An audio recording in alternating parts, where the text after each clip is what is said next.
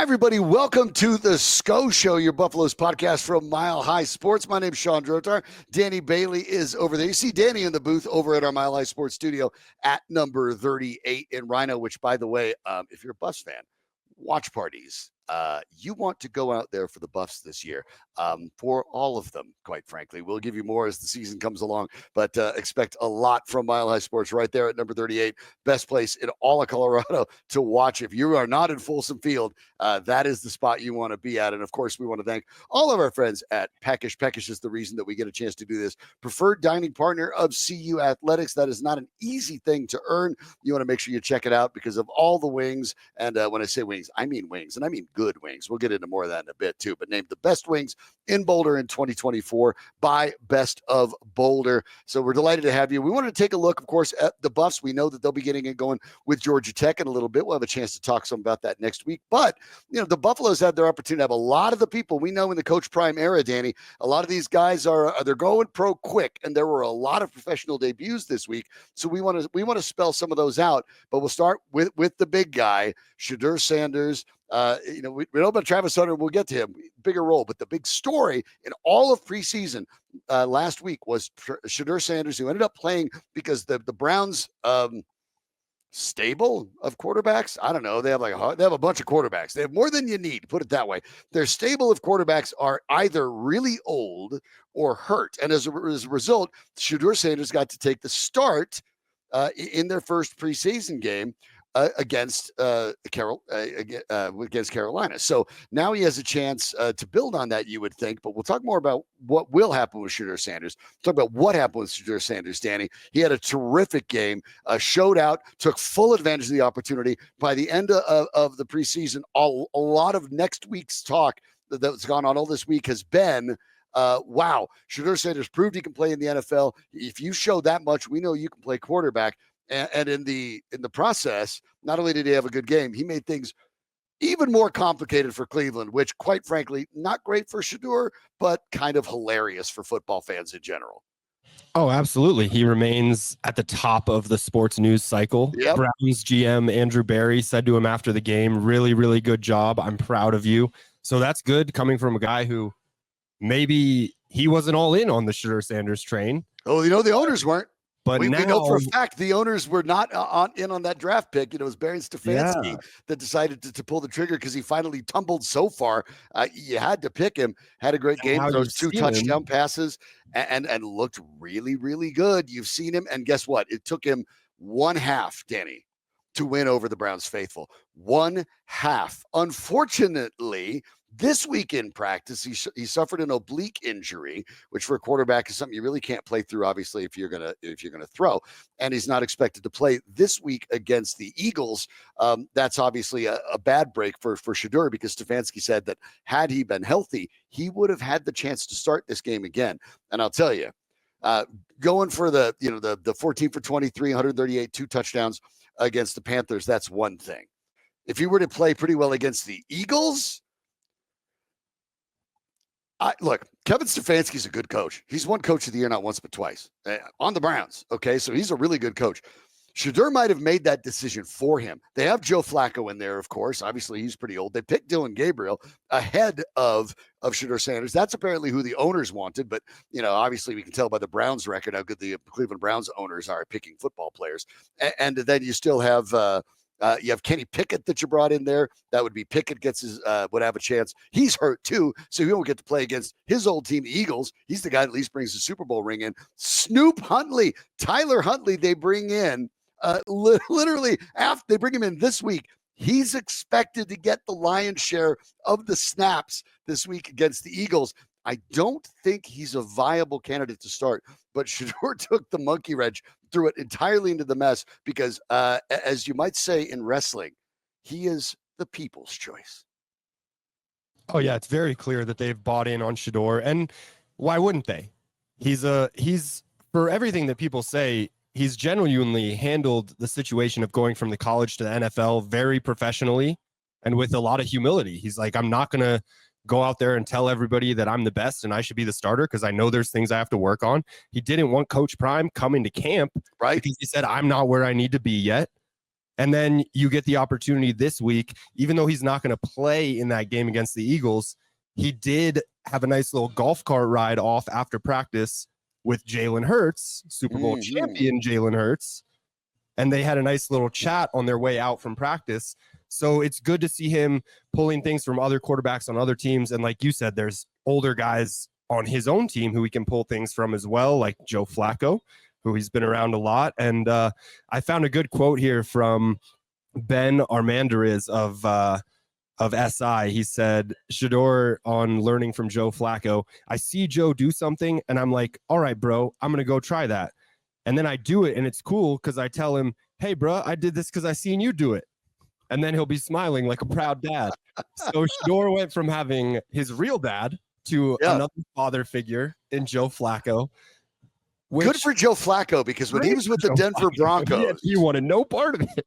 He made it very clear he is not here to mentor the next guy. He made that very clear. And you know what? I didn't really have a problem with it when Flacco said it as a Bronco, and I don't have a problem with it now. I mean, his job is not he's not a coach. He's out there trying to extend his career. So he's not out there trying to make sure he's helping a young guy all that much. But that's what Shedeur Sanders is doing. Is smart. Look, observe, right? I mean, you don't need Joe Flacco. It's not like a baseball where you're going to grab the wily pitchers like, hey, show me how you throw that split finger. You don't really have to do that necessarily. So just observe.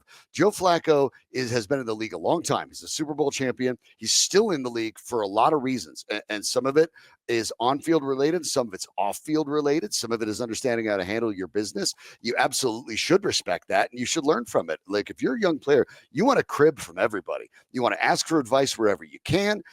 And if you're not getting it, that's okay. You still want to observe it. So I think that's really smart. There's a lot to learn there for Shedeur Sanders, and it's great. If you're watching Joe Flacco do something, look, I get it. People kind of use Joe Flacco as a punching bag here and there. I would say this, 95%, maybe more than that, of every quarterback that has ever played in the NFL wishes they had Joe Flacco's career. So, I mean, make fun of it all you'd like, but for Shedeur Sanders, that's very smart. But it's a really unfortunate situation for you, because where do they go from here? Kevin Stefanski said, quote, he will be out for a little bit. Now, whether that means, a week, 2 weeks, the rest of the preseason, what we've heard is it will probably be the rest of the preseason. So, is it something that puts him on an injured list with the opportunity to return? I don't know. You could see the Browns do that, though, because there's a roster crunch. You're not going to keep Flacco. You drafted Gabriel in the third, so you probably have to keep him. I don't know what you're going to do with Snoop Huntley. Deshaun Watson is a pariah. They technically have to pay him, but he's never playing it down in the NFL again. But so that doesn't really matter.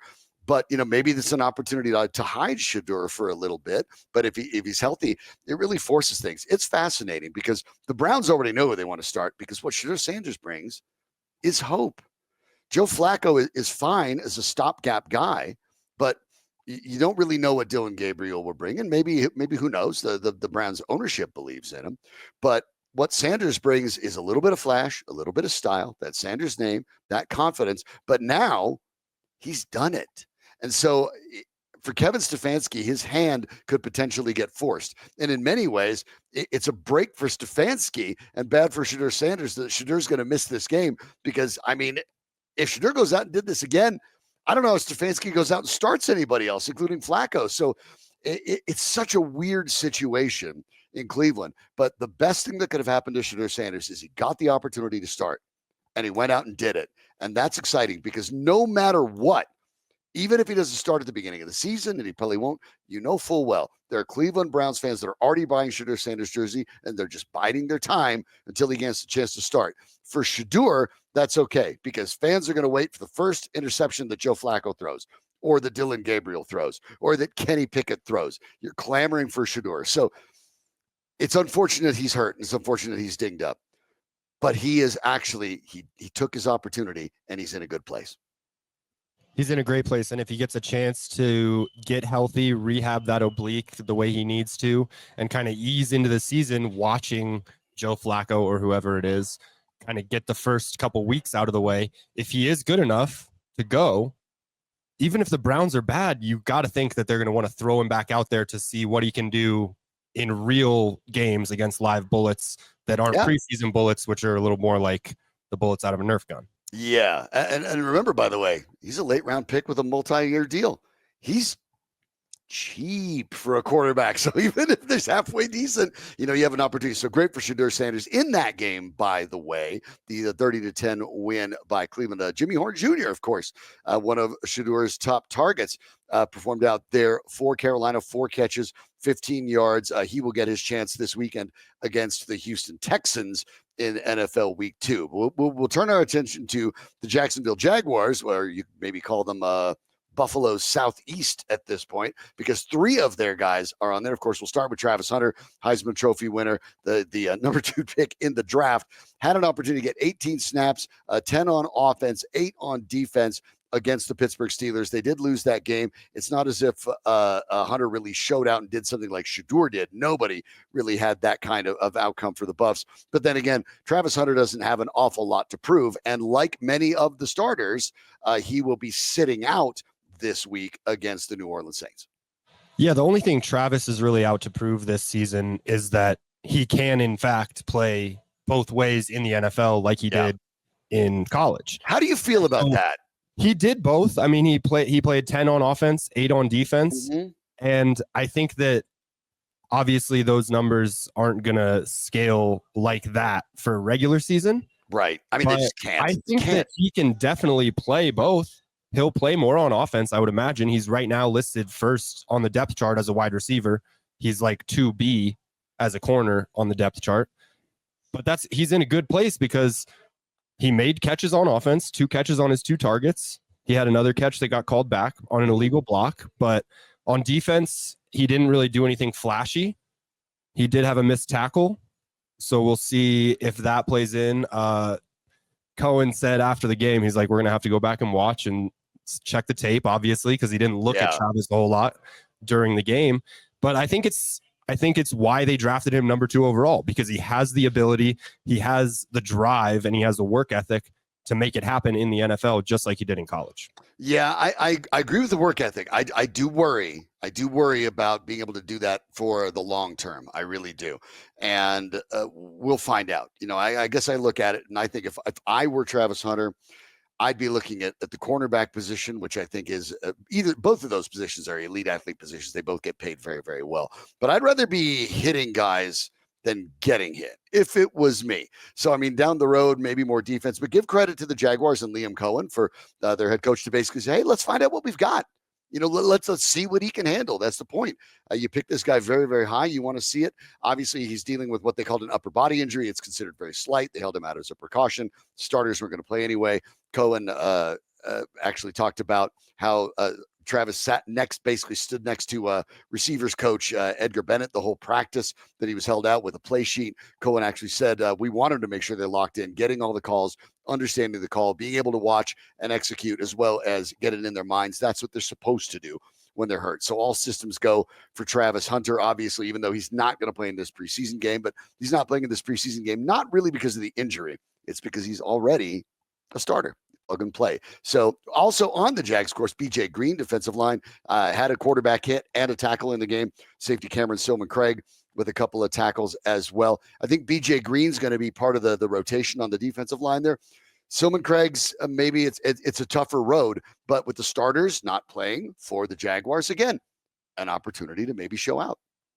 Yeah, we obviously know about that in Denver, right? With preseason guys like Terrell Davis, who make their mark, make an impact, and then they get a big opportunity. I loved Cam in college. I think he is going to find a fit somewhere on an NFL roster. It just might not be this first one that he's starting with. BJ Green, like you said, at that edge rusher position, you're going to need numbers. You got to bring guys in waves. So I think that he's got a good chance of being on this team with Travis throughout the season. Yeah, I do too. I like that. We'll talk more about some of the buffs in a moment, but we want to remind you, by the way, at Peckish, 2 locations, the DTC, and then, by the way, on the Hill, the new one opening, and at 3 times the size of the original Peckish. If you've been to the original Peckish, you already know, of course, how good it is and everything. The buffs know how good it is. Coach Prime's been there, Shedeur's been there, Trev's been there. They've all been there.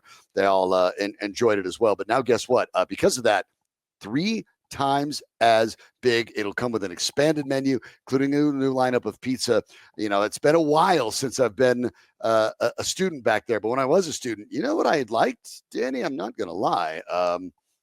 Wings, pizza, beer, and a great place to watch CU athletics. So check. Yeah, bingo. And yeah. Yeah, and I mean, you are I would say a connoisseur of the Peckish wings and the sauces. I appreciate that. Yeah, I mean, for people that are maybe looking out there, if you're going to go to the DTC or to the new one on the hill, can you look? I'm a heat guy, so I go for the liquid lava, which I really like. It's got a lot of flavor, but it is hot. And you can tell. The problem is I don't have hair, and I don't know if you don't have to run into this, Danny. You obviously don't. Fantastic head of lettuce up there. But one of the drawbacks of having spicy wings, even though I love spicy food, is you can't hide it and your head sweats, right? But when you're Danny, it gets to soak it up. When it's me, it's like out of a sitcom, just like just right down. It's like it's the Key and Peele skit, right? I'm just dripping, but it's a healthy sweat. That's my theory. So good for the blood. It's good for the blood pressure, right? Yeah, it's good. So, but give them a couple of the ones to pick out in case you're not a lunatic like me. Yeah, so some of our longtime favorites here at the Sko Show, the buff garlic and the honey garlic, both very good. Also, the Louisiana Voodoo is great because I like dry rubs. This is like a mixture of wet and dry. I like that too. You get like the heat, but also you get a little bit of that Cajun Louisiana flavoring in there. Yeah. And then I'm a sucker for a good lemon pepper wing as well. If you're not, I've had the lemon pepper wings. You're not looking for a lot of spice. Yeah, that's the way to go, I would say. But all their sauces are great. They have some really good pizzas too. Meatball Madness, one of my favorites. But yeah, I'm excited that new location up in Boulder is going to have the pizza kitchen, because before, the kids in Boulder didn't get the pizza. They only got the wings, the beer, which are both great, of course. But you also want some pizza, and the pizza at Peckish is phenomenal. That new location, judging off their Instagram, is open as of Wednesday. Yeah. So that new location's open up in Boulder, and the other location, now called the Annex at Peckish, is still open until the end of the year. So they'll have two locations up in Boulder, the big one and then the little one. So whatever fits your style, go for both. Or if you're down here in Denver, go to the one in the DTC. Yeah, perfect. Where they do have the pizzas, you got to check those out as well. Looking for, by the way, we talked about the watch parties rolled to 38, where Danny is right now, number 38 in Rhino. But keep an eye out. We're going to be plans are forming. So if you ever wanted to come out and say hi, we're definitely gonna find a way to make our way up to the Peckish up in Boulder soon enough, because the season's starting in just a couple of weeks. That big game against Georgia Tech. I would love to sit here and say like, oh yeah, they're gonna roll them. It's gonna be tough, and I'll betray some of my age. I just started as a student when they won the national championship in 1990. If you remember, that was a split national championship because the voters were stupid, and they had two polls back then and all that nonsense. But they split with the Ramblin' Wreck.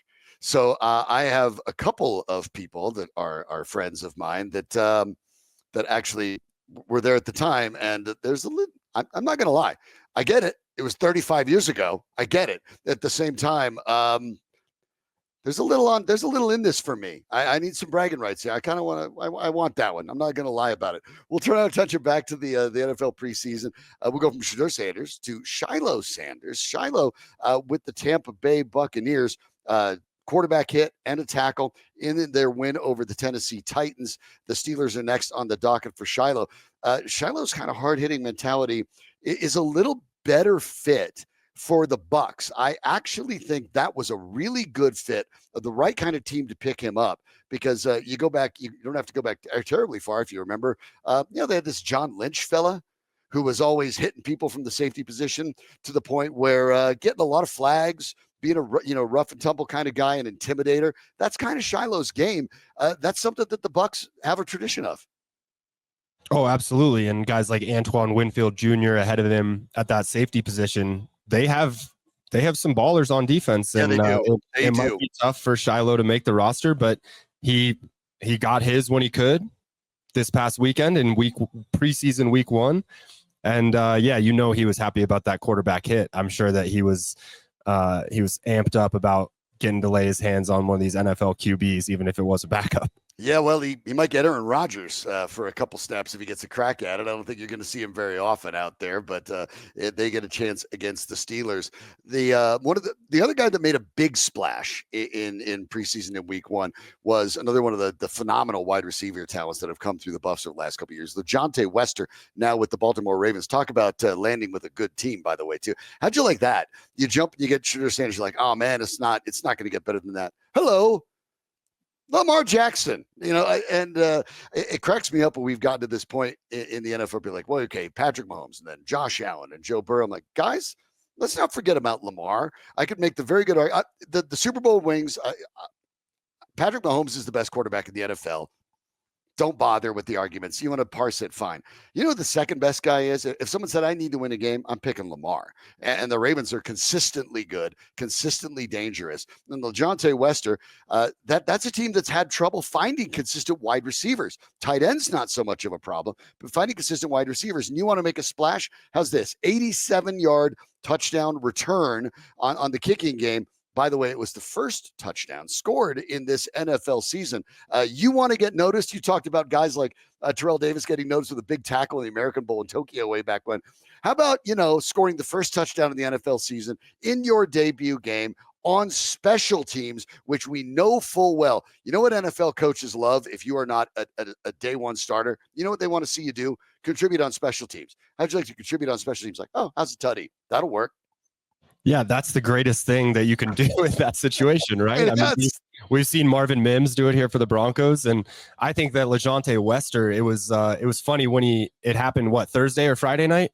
Yeah. It was that first Thursday night. Yeah. Thursday, yeah. So I was with my buddy who is from Baltimore, who I went to see you with, and he's a big Ravens fan, and we were kind of following along on the game on our phones because we were out of town, and I was like, LaJohntay Wester just ripped off a punt return touchdown for you guys. Yeah. He's like, no way. I was like, yeah, Buffs to Baltimore. That's a good move. I think that his ceiling is so high. It's going to be hard for them to keep him off this team. They obviously have guys like Zay Flowers, Rashad Bateman, DeAndre Hopkins, who are a little more established. Yeah.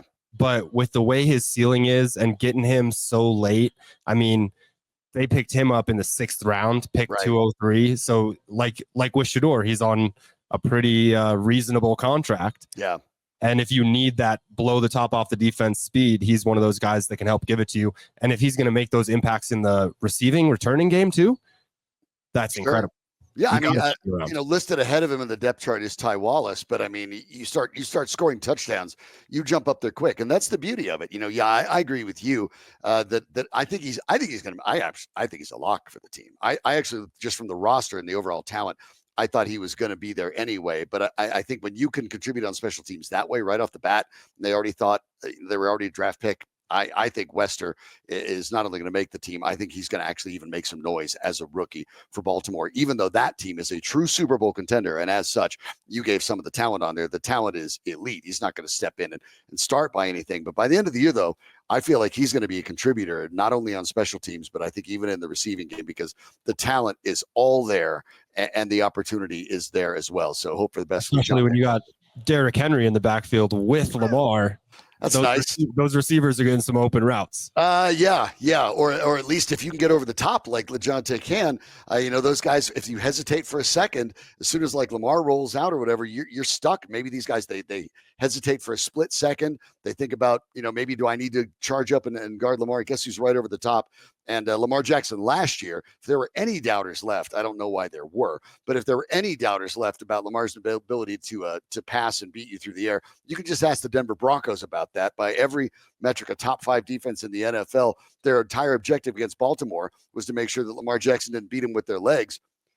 Mission accomplished, I guess. You still got your doors blown off because Jackson sliced him and diced him through the air all day long. So a great landing spot for LaJohntay Wester. And I think Lamar Jackson's going to like having him on the team too. We'll look at another wide receiver, Will Shepard with the Green Bay Packers. Shepard, 2 catches for 20 yards in that 30-10 loss to the Jets. Not a good game for the Packers, but at the same, you look at, okay, 20 yards, big deal. Well, it might be a big deal if you actually lead the team in receiving yards, which Shepard actually did.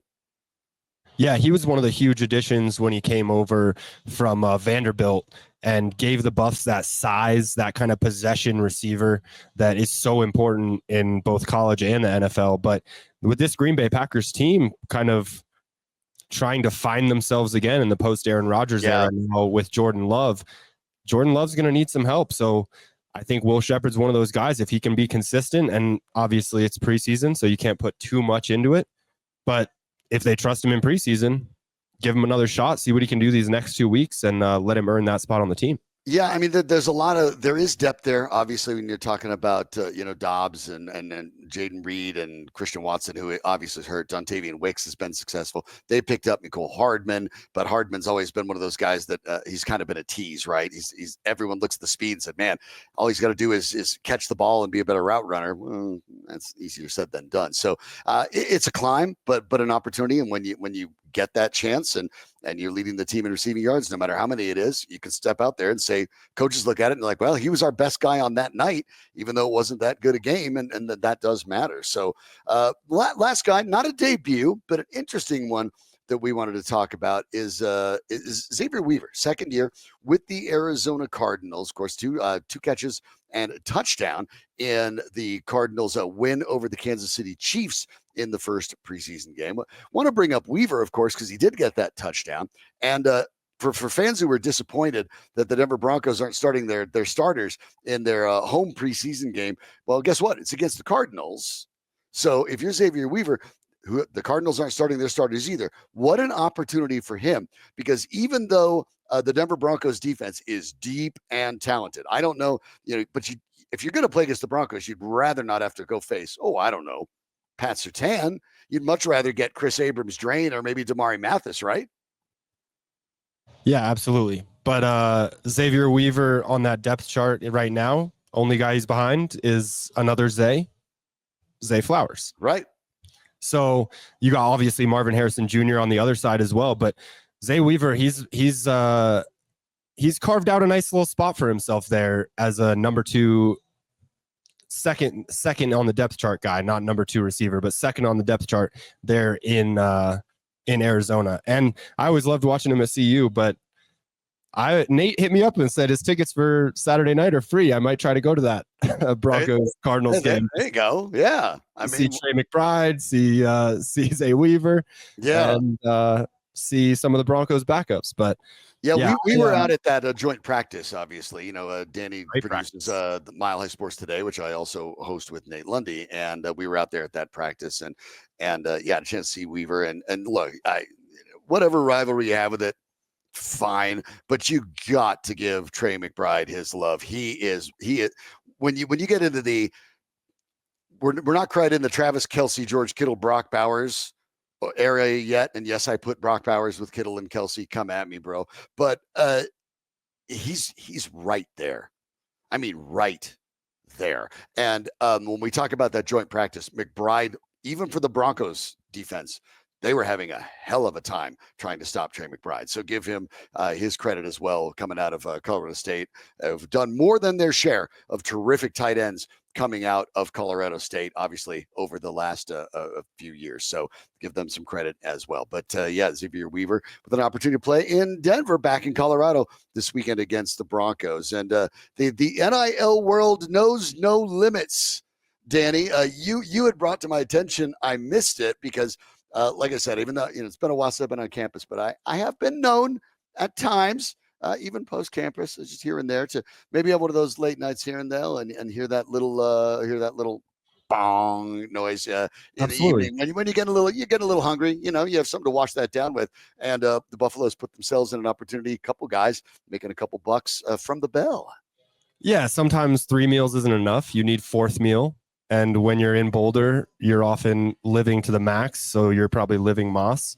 They have the new Buffs box at select Colorado locations. Select, so I don't know if it's only around Boulder or if it's just pick and pop here around the state. Peek behind the curtain. Like I knew nothing about this until we're literally sitting down to record the show. Yeah. And Danny's like, you know about the Buffs box? I'm like, Yeah. No. So yeah, I mean, I'm learning about it too. Yep.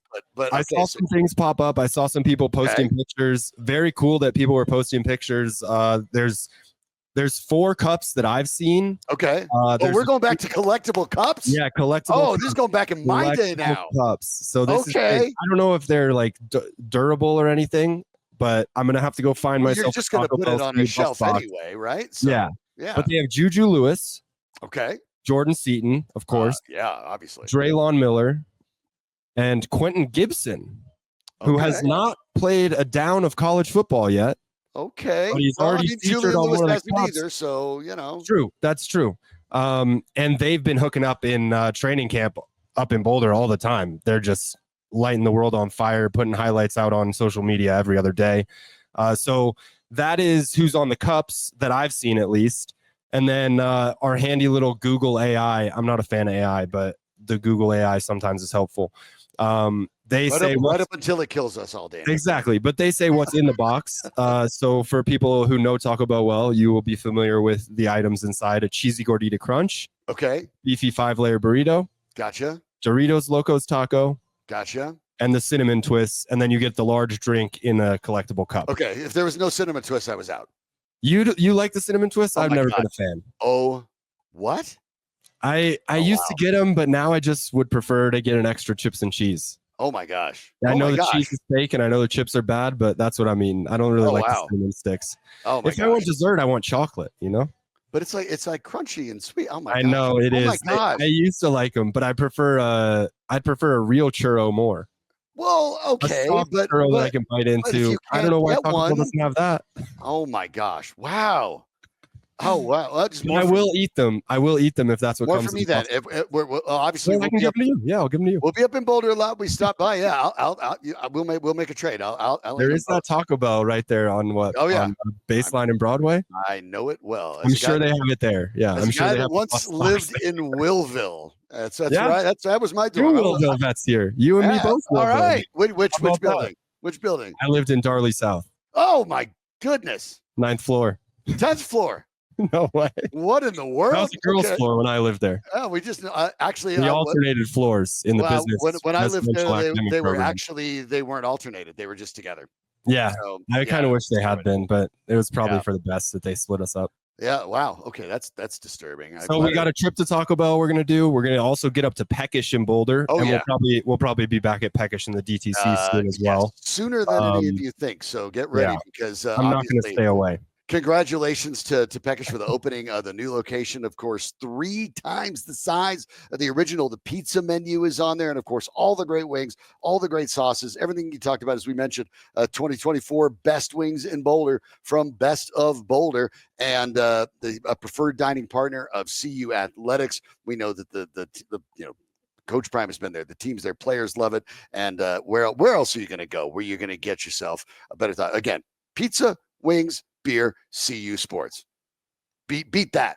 You can't. So thanks to our friends at Peckish. We're looking forward to getting back up there as soon as we can. Of course, Byron and the crew are just tremendous. So please go check them out. And if you're not up in Boulder, hey, you're down in the Tech Center area, right there in that Bellevue Station area, right? Bellevue and 25. Go check it out and grab yourself some of the delicious Peckish and see what it is all about. Try it and you will be back. That'll do it for us this week. Wanted to catch in with the rest of the Buffs that are out there in the pros as we get the preseason going. Regular season for the Buffs coming up in just a couple weeks. We're talking fewer than 2 weeks out now, Danny. We will be at Folsom Field for I was about to say a national televised game, but then against the Buffs, they're all nationally televised. They were the only team in the country last year that out of all of them, whatever. Take that, Michigan and Ohio State, Texas, whatever. It's fine. So we're looking forward to being up there soon enough as well. But thanks for putting it together. Yeah. Unfortunately, I won't be at the first game. I will be at most of the home games. Okay. But that's right. But you have a very good reason. Yeah. If you're looking for somewhere to watch that first game, come on down here to number 38. First watch party there. Yeah. Yeah, that's going to be Friday the 29th. It's also, Sean, you can do this one because you have more of a hand in the mag than I do. Yeah. But our new football magazine will be coming out. It will be that'll be our launch party for the magazine as well. Same as the Buffs debut against Georgia Tech. And I would tell you more about it, but I'm not allowed yet because we have social media people who I think would murder me because they definitely have a strategy. Whereas, I'm a writer and editor on it. So I'm like, hey, guess what we're talking about? They hate that. So you'll want to follow this channel, Mile High Sports, for all the latest. We promise we'll be bringing it to you soon enough. But absolutely, Dan will be down there for the watch party for the first game. I'll obviously be up there on the mic in the press box in my role there with the Buffalo's athletic communications department. Looking forward to it. But we're looking forward to talking more about this with you next week. And keep in mind that new Peckish, good to go. Go check it out. Bigger and better and badder. No place you can go that's any bit better. But Danny, thanks so much for pulling this together. He's recording this, in the booth. He's doing 8 million things all the time, and it still sets it up while making all that work. I don't even know. I don't even have any. Normally in Mile High Sports today, I have buttons.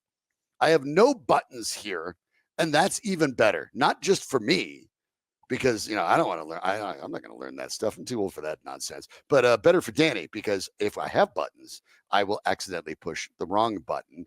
And Danny can confirm at one point on Mile High Sports today, and when I was doing it with with my co-host Sandy Clough at the time, the great legendary Sandy Clough, I hit the one button, and then I took us off air. I literally just took us off.